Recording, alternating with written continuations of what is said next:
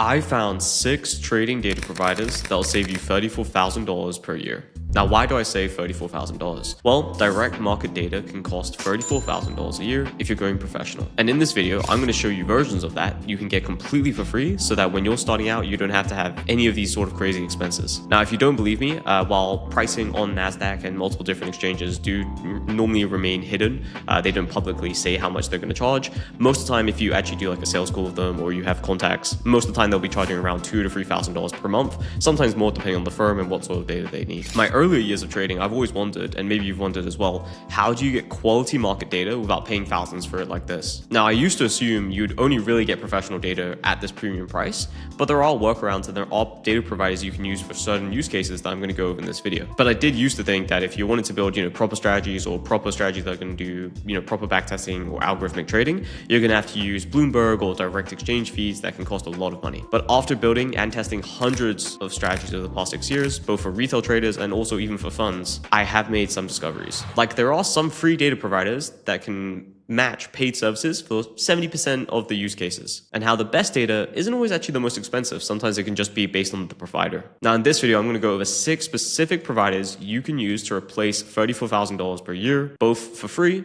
and also cheaper alternatives. Plus, because I know many people in this video are maybe starting out as beginners, I'm going to go over which ones are perfect for beginners in different sort of markets. But just before that, you might actually be wondering, what does this sort of data look like when you're using it in systematic trading? I've tested all of these providers that I'm going to go through with real strategies, both in backtesting and also even live automation, and then validating them against quality expensive sources like Bloomberg or FactSet or different sort of data providers. Now, often you're going to be pulling this data and sort of creating price charts like this. This is like really, this is basically, I think it was 1 second or 1 tick data for CCXT, which was on crypto markets. And additionally, if you want code examples for accessing these sort of providers, check out the bootcamp in the first link in the description. I have kind of code templates for each one of these providers. Anyway, let me show you the 6 data providers that will save you $34,000 per year and which ones you should use for different specific needs. Now, the first one I'm going to go over, hopefully everyone's heard of this before, is Yahoo Finance. This is primarily a kind of Yahoo Finance API, and it has been one of the top repositories for a very long time because this is normally the way that most people get into systematic or algorithmic trading, is just simply downing some Yahoo Finance data. Also, especially with AI nowadays, most AIs are trained on Yahoo Finance data, meaning they know how to interact with it, know how to use it, etc. So this is a classic choice for newcomers. What it really includes is you get equities, forex data, a bit of crypto data, and also ETFs data. Pretty much anything that's on Yahoo Finance's website, you'll normally be able to get through their API as well, even though it's not directly supported. Now, what it's great for? It's dead simple to use. Even if you have no coding experience, you could probably get AI to pull some Yahoo Finance data quite well. It covers most asset classes, and it does also have historical data going back decades, depending on the asset. And lastly, most importantly, is it's completely free. So if you're just trying to get started and you don't want to spend $100, $200 per month on data, you can kind of get this up and running very easily. Now, obviously, there's going to be cons to this, right? So the data quality can be spotty, meaning you're going to sometimes get missing bars, sometimes going to be incorrect dividend adjustments, sometimes there's going to be delayed updates. For example, I just was looking on Yahoo Finance data, and like NVIDIA didn't have one of the recent daily bars. That's going to be things that's going to happen with Yahoo Finance data. So my recommendation really is it's perfect for initial testing and understanding Python as well. If you've never used Python before and you just want to kind of get and use some trading data, Yahoo Finance is perfect for it. But I would always validate your data if you're going to do any like serious backtesting or even automation using some of this data. I'd be very careful around that. But for like 80% of retail traders testing on daily or weekly strategies, you're normally going to be fine, I would say, in most cases, where you're just getting an initial test done. And even to this day, sometimes I pull up some Yahoo Finance data if I'm just trying to pull some very generic data, and this is like the quickest route.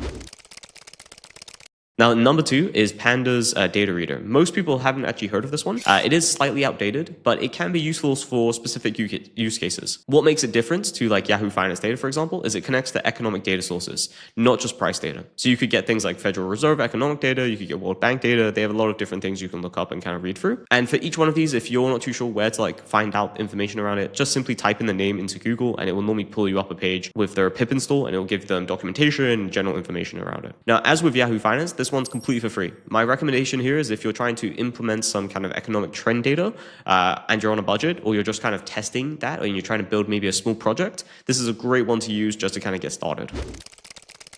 Now, number 3 is kind of where we get a sort of serious pick, I'd say, which is IB in Sync. Now, IB in Sync I actually use for automation when automating on interactive brokers. If you hadn't guessed, IB stands for interactive brokers, and in Sync is basically the way it connects. Now, there are a couple of alternatives to using this, but in my opinion, from using pretty much most of the Python libraries, IB in Sync is normally the best one, and normally doesn't have that many issues. Now, what you can do with this Python library is it basically interacts with everything on interactive brokers TWS. So you can get real-time market data, you can also pull historical price data, and you can also do order execution if you want to spin an order. It covers really everything that interactive brokers covers, so you can do stocks, futures, options.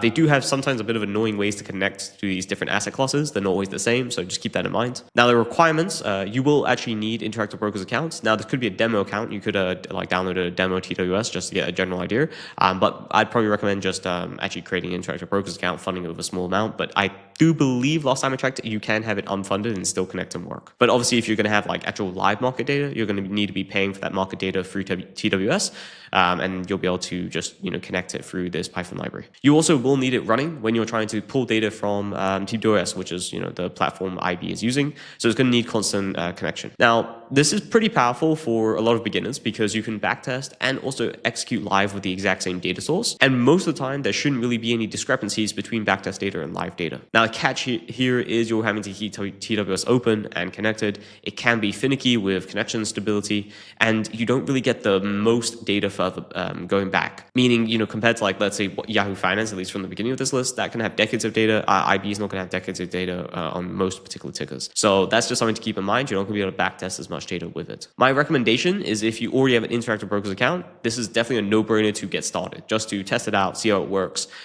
test it out with very small live orders or like demo orders, for example, and also see what data you can sort of pull yourself from it. For the most part, interactive brokers does have great documentation. Same with IB in Sync has pretty decent documentation. So you should be able to work out a lot of it, or ask AI and kind of do some back and forth, and you'll be able to work out a decent part of it. Now, keep in mind though, if you're going to be deploying serious capital or any actual capital that is meaningful to your account, this one you definitely have to get up to scratch with. You have to really understand it quite well to be able to do a full automation through it.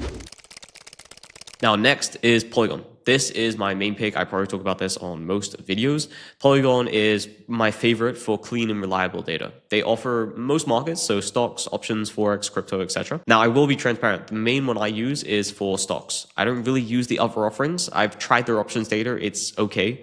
Option data, if you're trying to get into options, for example, using sort of API data, is very difficult and can be very expensive to get. My recommendation just for options would maybe be Feta data. They do charge, I think, a decent amount, but that's really the best quality data. All other options providers really are very low quality in their data, at least in my experience. Now, why does Polygon stand out and why do I use it to this day? Because I've been using it for like 4 years, give or take. And the data quality for the price is amazing. Now, this is a misconception in trading. People think there is a standardized kind of pricing data. They think there is a central hub that everyone is getting this data from, and that price data is correct. Not true. Trading data overall is unstandardized, meaning that each brokerage, each data provider has different ways they interpret price data, meaning how they interpret volume, how they interpret whether that price has moved or not.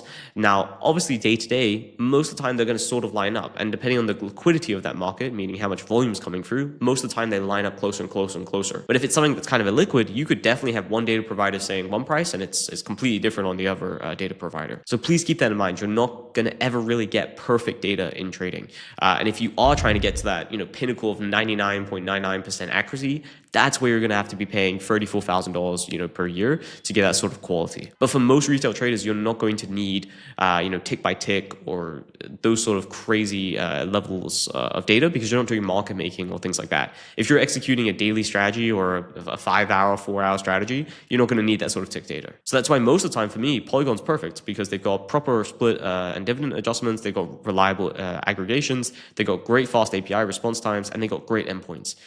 This is a thing I think a lot of people overlook, maybe if you're new to development, is the endpoints, meaning what you can call to kind of get data back, really can affect your workflow.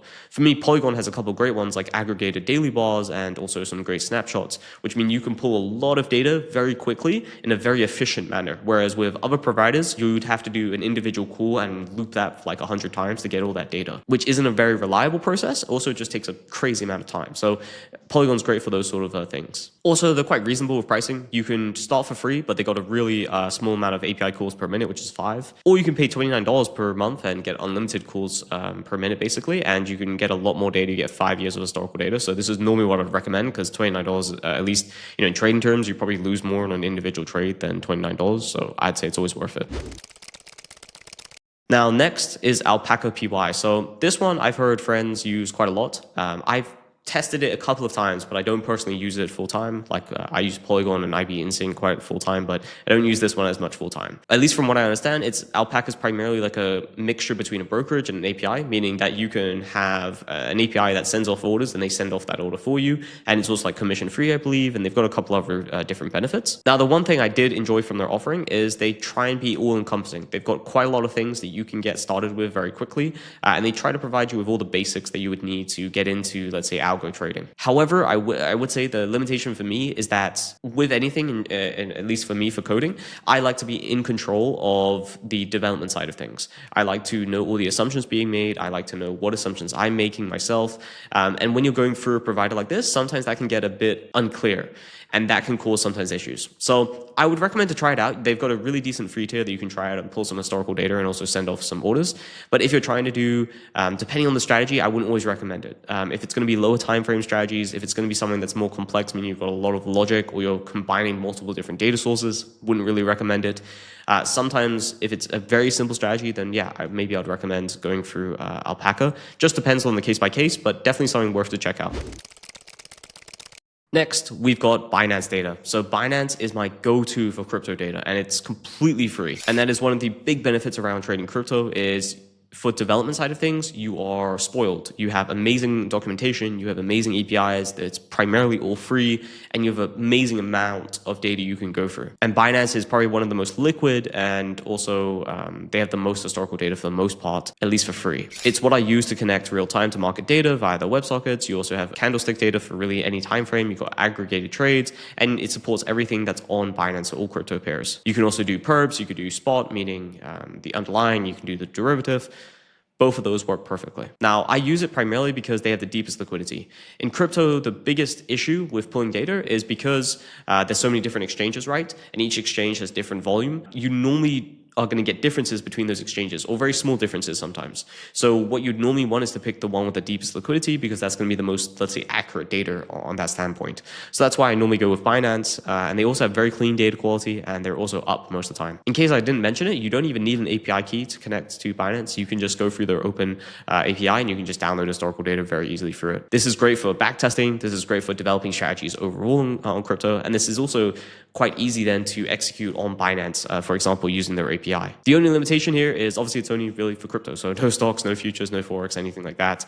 But for crypto, I would say this is pretty much the gold standard. There are a couple of paid versions above this that can be very good in specific cases, or depending on your need of quality of data. My recommendation is if you're actually just building anything in general, I would start in crypto. Whether that be you have a bit of developmental experience or you have none. Main reason being is you've got the lowest overhead for testing and just finding out. A lot of learning to code, especially for algo trading, is doing projects, doing actual live things. So, executing some orders on very, very, very small size, back testing strategies yourself.